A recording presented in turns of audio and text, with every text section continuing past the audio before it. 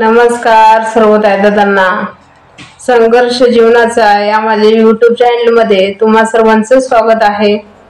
तर मी आज तुम्हाला एका गरीब कुटुंबातील जोडप्याची जीवन कथा याचा भाग दुसरा सांगणार आहे.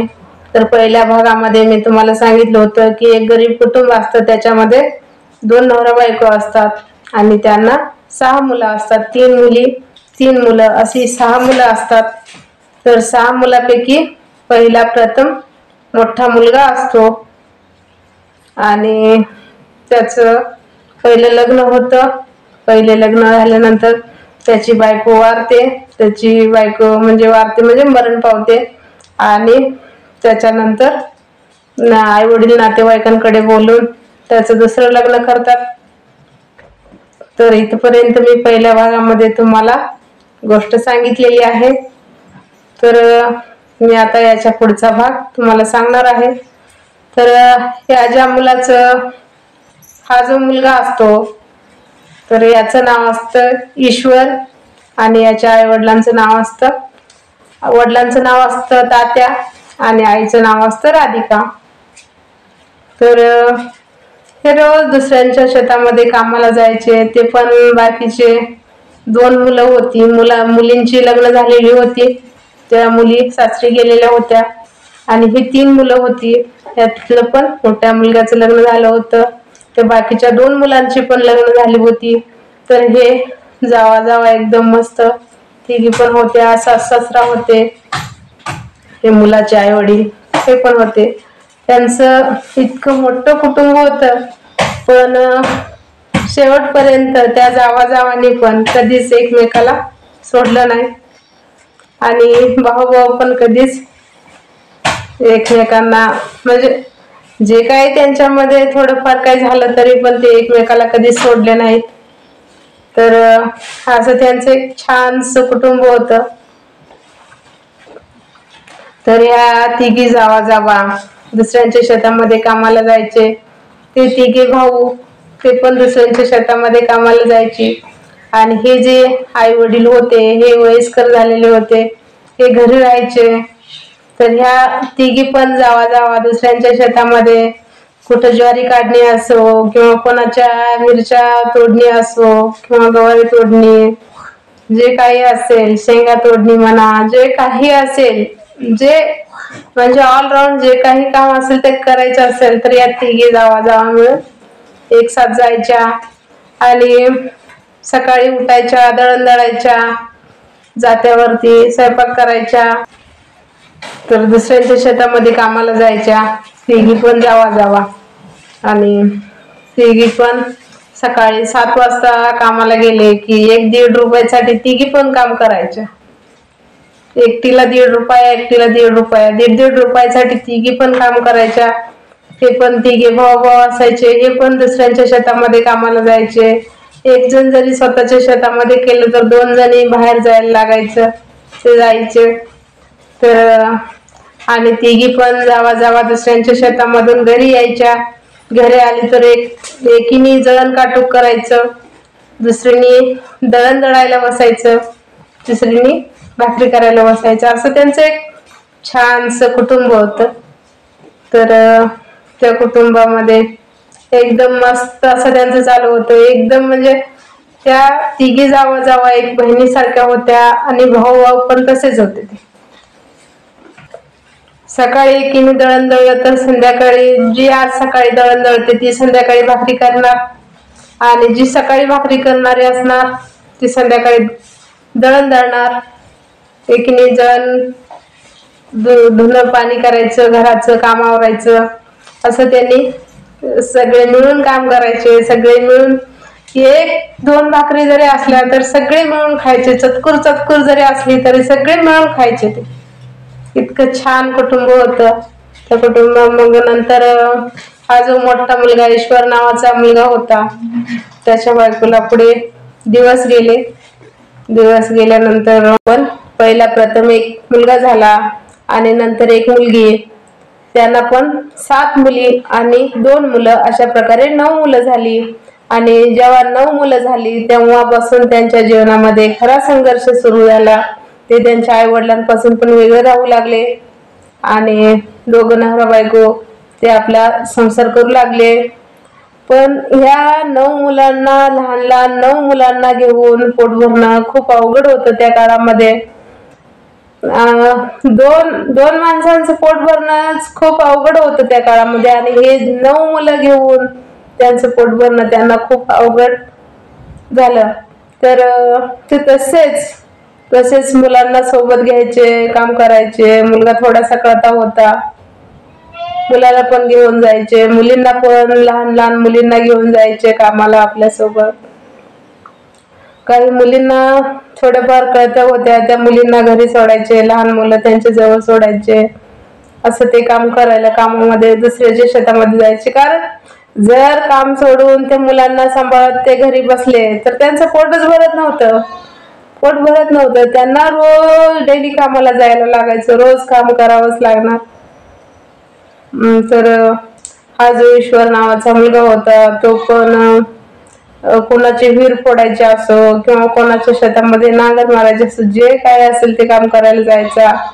तर त्यांची बायको पण जायची. हे दोघं नवरा बायको काम करायचे. घरात मुली त्या लहान लहान त्यांच्यापेक्षा जे लहान लहान भावंड आहेत त्यांना सांभाळायचे. घरात 10-12 गायी असायच्या, त्या गायींना पण सांभाळायचे. त्यांना पाणी, वैरण, चारा जे काय लागेल ते करायच्या, घर सांभाळायच्या. त्या गायींना आपलं फिरवून आणायचं, त्यांना चारा पाणी करायचा, घर सांभाळायचं. जळण काटूक म्हणजे पण जळण असं नव्हतं की आणलं बाबा गेलं आपण शेतामध्ये आणि बराबर मोडून आणलं, असं पण नव्हतं. तर ज्या मोठ्या मुली होत्या त्या मोठ्या मुली गाय सोडून घेऊन जायच्या चरायला. गाय घेऊन गेले की गायीच्या पाठीमागे ते गायी आपल्या ते चरताना शेण घातलेले असतात ना, ते वाळलेले शेणकुट गोळा करून आणायचे. संध्याकाळी आई वडील शेतात गेले दुसऱ्यांच्या इकडे कामाला तर ते येऊपर्यंत शेणकुट गोळा करून आणायचे, त्या गायांना चरून आणायच्या आणि जळण गोळा करून आणायचं. असं त्या मुलींचं पण काम चालू होतं. एवढं सगळं करून पण संध्याकाळी त्यांच्या पोटाला कधी पोटभर जेवण भेटत नव्हतं, कधीच नाही. आता आपण कसं आपल्या तोंडातून जे शब्द निघेल बाहेर ते आपण आणून खाऊ शकतो आणि आपण कमीत कमी 100-150 रुपये तर हातात घेतल्याशिवाय आपण बाहेर जात नाही.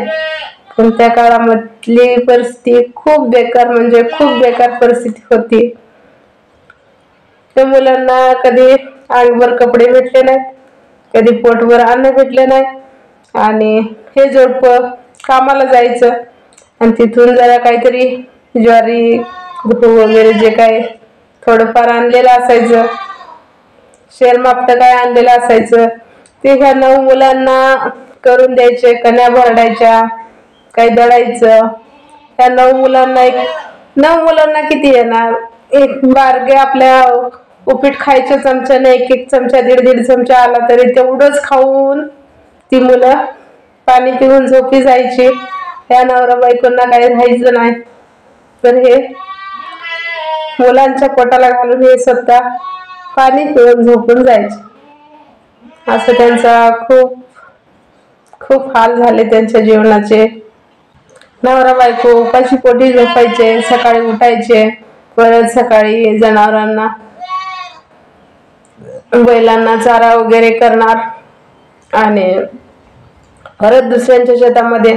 आता रात्री जेवायला भेटलं नाही तर अजून काही थोडंफार ज्वारी वगैरे असेल ती घ्यायची आणि त्या मुलांच्या आई जात्यावरती बसून दळायची आणि जे काही 2 भाकरी होतील, 2-4 भाकरी होतील, त्यातलं काही जे काही कण्यामधून पीठ निघेल त्याच्या काही 2-4 भाकरी, 2 भाकरी होतील तेवढ्या करायच्या आणि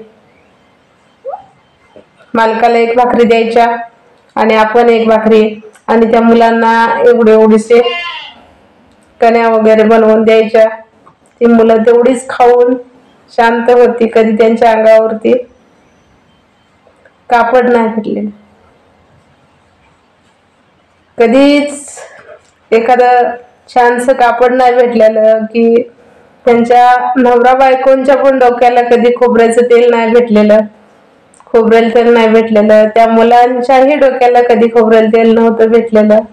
अशा एकदम कठीण परिस्थितीमध्ये त्यांचं जीवन चालू होतं.